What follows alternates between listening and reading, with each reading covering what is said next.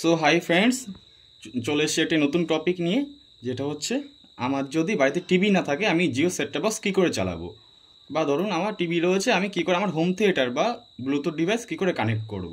কারণ সবার TV available থাকে না, স্ক্রিনকে মনিটরকে টিভি হিসেবে ব্যবহার করা যেতে পারে। সো কী করবো, আমি প্রথমে আমার ব্লুটুথ ডিভাইসটা আমি অন করে নেব। সুন্দর করে মিউজিক শুনে নেব।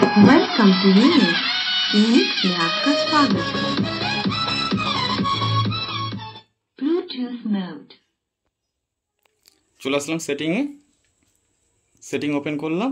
আমাদের অপশানে আসতে হবে আছে রিমোট অ্যান্ড অ্যাক্সেসরিজ। ঢুকে গেলাম এর ভিতরে, একদম নিচে অ্যাডেড ব্লুটুথ অ্যাক্সেসরিজ। ওকে করলাম, আমার ব্লুটুথ ডিভাইসের নাম চলে আসলো। ওকে করলাম, এবার এটা কানেক্ট নেবে। কানেক্টেড। এটা আমি চ্যানেল দেখতে পারি বা ইউটিউব দেখতে পারি। আমি একটা চ্যানেল এনে দেখাচ্ছি তোমাদেরকে, স্টার জলসা এইচডি,